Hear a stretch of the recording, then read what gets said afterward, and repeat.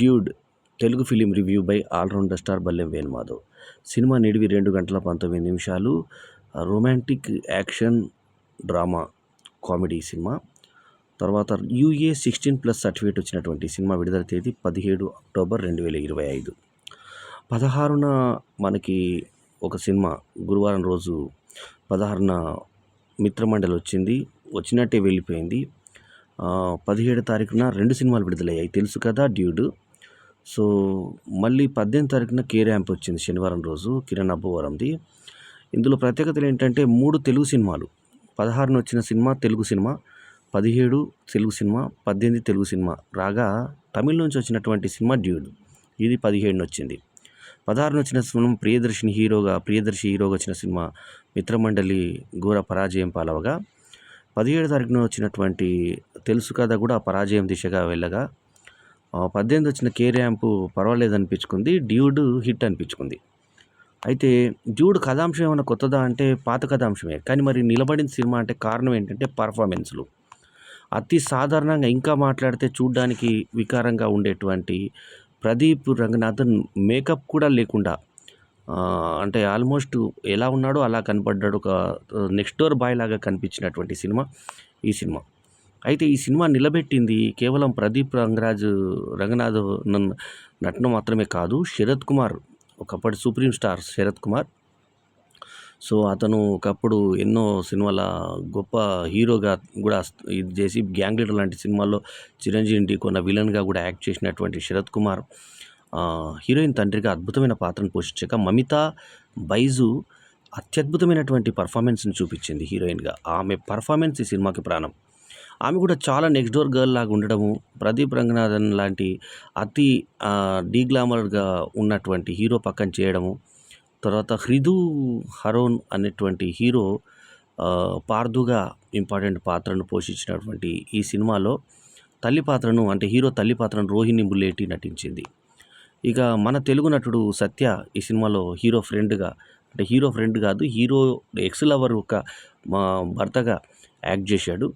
అట్లాగే ఈ సినిమాకు కీర్తిస్వరన్ డైరెక్టర్ కాగా, నవీన్ ఎర్నేని మన తెలుగు నిర్మాతలు రవిశంకర్, ఎల్లమంచలి స్టార్ నిర్మాతలు కాగా, సాయి అభ్యంకర్ మ్యూజిక్ చేశాడు ఈ సినిమాకి. మ్యూజిక్ ఒకటి ప్రాణంగా నిలిచింది సినిమాకి. తర్వాత సినిమా కథాంశం మనకి ఇంతకుముందు తెలుగులో వచ్చినటువంటి ఉపేంద్ర శ్రీకాంత్ల కన్యాదానం సినిమా గుర్తుకొస్తుంది మనకి.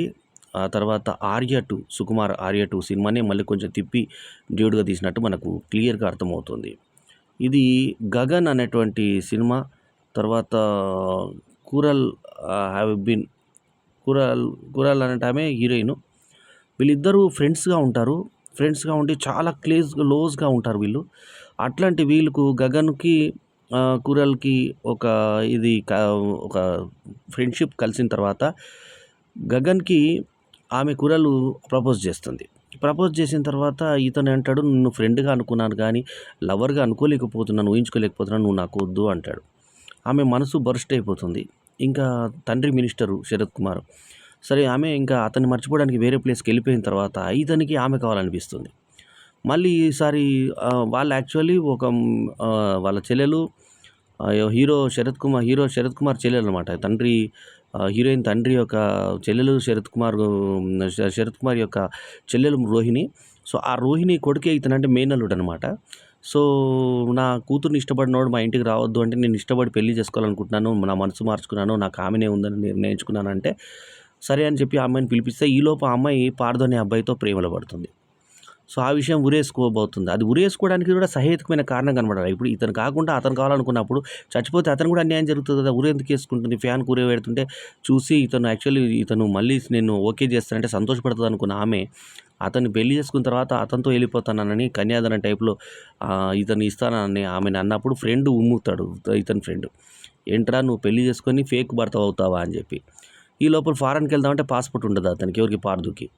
సో ఈ పెళ్ళికేమో శరత్ కుమార్ మంత్రి కాబట్టి ఆయన ఎంతోమంది మంత్రుల్ని విదేశాల నుంచి మంత్రుల్ని పిలిపిస్తాడు. ఇక్కడ దేశంలో ఉన్న అన్ని ఏరియాల నుంచి మంత్రులు వస్తారు, అతను పలుకుబడేది.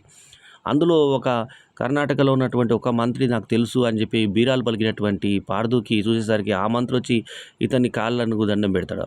అతను ఎవరో కాదు, కేజీఎఫ్ విలన్. సో, అతనొచ్చి కాళ్ళకి దండం పెడితే ఇతను నా గురువుగారు అని చెప్పి చెప్పుకుంటాడు వినయంగా అతను ఆ మంత్రి. ఇది ఇంత ఇన్‌ఫ్లూయెన్సు.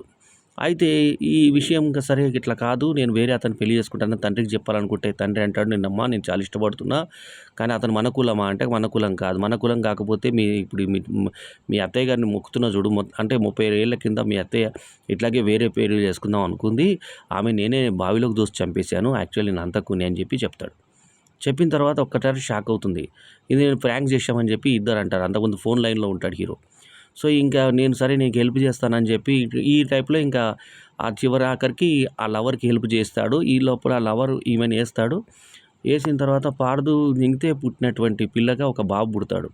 ఆ బాబు నాభి మండలంలోంచి చిన్న రక్తంతోటి ఓ చిన్న బాబు సిల్లికాయతోటి చూపిస్తారు. ఆ పిల్లల్ని చాలా సార్లు క్లోజప్‌లో చూపిస్తారు. ఇబ్బందికరంగా పిల్లలు కడిగినట్టుగా, పిల్లలకి పౌడర్ ఏసినట్టుగా ఇట్లా. తర్వాత గుద్ద ముసుగు అని చెప్పేసి హీరో అంటాడు. ఎవరు? ప్రదీప్ రంగనాథన్. ఆ తర్వాత ఇంకో దగ్గరనేమో మింగే అంటాడు. అంటే దెంగి అని అర్థం. మింగే అని అంటాడు. తర్వాత ఈమె కడుపుతోటి ఉన్నదన్నప్పుడు నేనేయలేదు కదా! నువ్వెప్పుడేసావంటే, అయినా సూదిలో సరిగ్గా దారం పెట్టనీయలేదంట, బుక్‌లో పెట్టనీయలేదన్న టైప్‌లో పార్దు అంటాడు. ఈ 3 డైలాగులు బూతులున్నాయి ఈ సినిమాలో. ఆ తర్వాత ఈమె దెంగితే పుట్టినట్టు కూడా మన పాడు దెంగితే కడుపుతోటైనటువంటి ఈమెని మొత్తం ఇదయిపోయినాక విదేశాలకెళ్ళామంటే ఈమె కడుపుతోటున్నది కన్ఫర్మ్ అయితే ఇతను పార్దు వల్ల పుట్టినటువంటి బాబు ఇతన్ని రక్షించాడని శరత్ కుమార్‌కు చెప్పించి ఆ పరువు హత్యలు చేసేటువంటి ఇతను కులం మీద పిచ్చి ఉన్నటువంటి ఇతనికి ఆ మనుమని మీద ప్రేమ తెప్పించి యాక్చువల్లీ ఇతనే రక్షిస్తాడు మన హీరో. కానీ ఆమె రక్షించినట్టుగా గగన్‌ను చేసి లాస్ట్‌కు గగన్ వీళ్ళిద్దరిని కలపడము సారాంశం. వినడానికి చెత్తగా ఉన్నా కూడా కథ పర్ఫార్మెన్స్‌లు మనకు బైజూ మమిత, తర్వాత శరత్ కుమార్, ప్రదీప్ రంగనాథన్‌ల పర్ఫార్మెన్స్, రోహిణి తల్లి పాత్రలు చేసిన పర్ఫార్మెన్స్ అట్లా కొత్తవాడైనా గానీ హృదు, అరుణ్ చేసిన పర్ఫార్మెన్స్ ముఖ్యంగా డైరెక్షన్, కీర్తీశ్వరన్ డైరెక్షన్ ఆకట్టుకునే విధంగా సాగినాయి. ఈ సినిమాకి నేను ఇస్తున్నటువంటి రేటింగ్ 4/5. కథాంశం వినడానికి కొంచెం ఇబ్బందిగున్నా ఇప్పటి 'ఆర్య 2'కి లేటెస్ట్ వర్షన్‌గా వచ్చినటువంటి ఈ సినిమా మంచి సంగీతంతోటి, తర్వాత మంచి డైలాగ్స్ తోటి అంటే ఇందులో బూతులున్నా గూడా ఇందులో ఇందాకే చెప్పినట్టుగా నీ సూదిలో దారం ఎలా పెట్టడానికి కష్టపెట్టావంటే అంటే ఏయించుకోవడానికి చాలా కష్టపెట్టింది మమిత అని డైరెక్ట్‌గా పాడదు అనడము. ఆ తర్వాత ఇందాకే చెప్పినట్టుగా గుద్ద మూసుకో అని చెప్పడము, తర్వాత హీరో అనడము ఎవరు ప్రదీపు.